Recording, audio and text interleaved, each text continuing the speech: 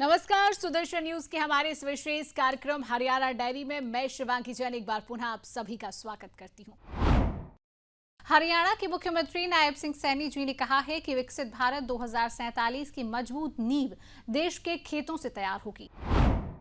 उन्होंने कहा कि अब किसानों को केवल उत्पादन तक सीमित नहीं रहना, बल्कि वैल्यू एडिशन, ब्रांडिंग और निर्यात के माध्यम से वैश्विक बाजार में अपनी पहचान बनानी होगी। मुख्यमंत्री जी ने कहा कि जब हरियाणा के आम लंदन, न्यूयॉर्क, दुबई और टोक्यो जैसे अंतर्राष्ट्रीय बाजारों तक पहुंचेंगे, तभी किसानों की आय में वास्तविक बढ़ोतरी होगी और भारतीय कृषि को विश्व स्तर पर नई पहचान मिलेगी।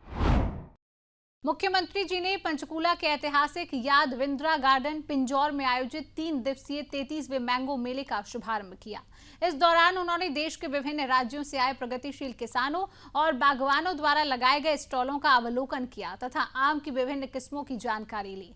कार्यक्रम में विरासत एवं पर्यटन मंत्री डॉक्टर अरविंद शर्मा और कृषि एवं किसान कल्याण मंत्री श्याम सिंह राणा भी मौजूद रहे। साथियों, आज का भारत ये परंपरा पर गर्व महसूस करते हुए आत्मविश्वास के आधुनिक तकनीक अपना रहा है। साथियों, देश के यशस्वी प्रधानमंत्री आदरणीय नरेंद्र मोदी जी ने जो विकसित भारत 2047 का साथियों संकल्प लिया है, तो खेती को भी भविष्य के अनुरूप हमें ढालना होगा।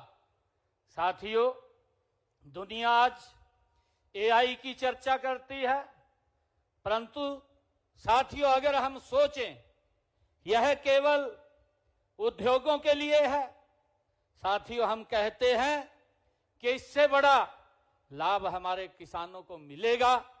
मिट्टी के तत्व की कमी हो, सिंचाई का समय हो, लाभकारी फसल हो, साथियों रोग का संकेत हो और बड़ी मंडी की मांग हो, साथियों यह पहले से पता चले तो समय बचेगा, लागत घटेगी और हमारे किसान की आमदन बढ़ेगी।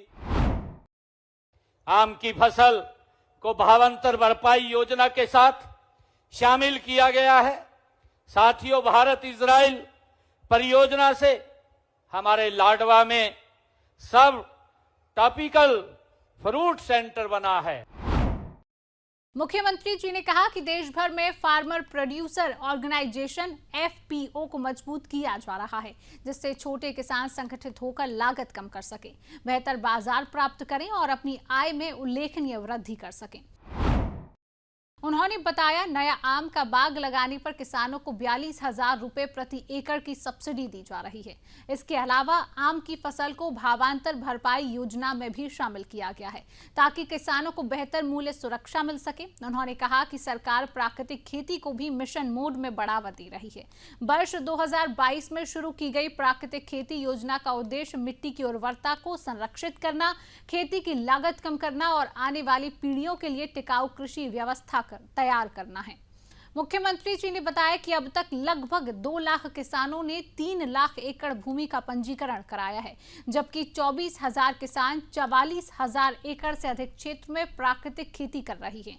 उन्होंने कहा कि वर्ष 2025-26 में 20,727 एकड़ भूमि पर प्राकृतिक खेती की गई है और इसे और अधिक बढ़ावा देने के लिए चालू वर्ष के बजट में 30 करोड़ रुपए का प्रावधान किया गया है।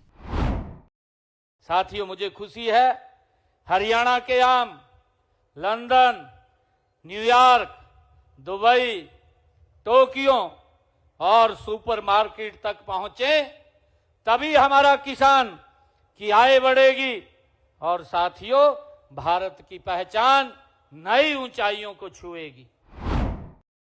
देश भर में फार्मर प्रोड्यूसर ऑर्गेनाइजेशंस साथियों एफपीओ का नेटवर्क बढ़ रहा है। साथियों, छोटे किसान से जुड़े तो लागत घटती है और साथियों उनकी आय बढ़ती है। साथियों, अब खेती के साथ वैल्यू एडिशन जरूरी है। मुख्यमंत्री ने कहा कि किसान तभी आत्मनिर्भर और समृद्ध बनेगा जब उसकी मेहनत का उचित मूल्य सुनिश्चित होगा। उन्होंने बताया कि हरियाणा सरकार प्रदेश में 24 फसलों की खरीद न्यूनतम समर्थन मूल्य पर कर रही है, ताकि किसानों को उनकी उपज का उचित दाम मिल सके।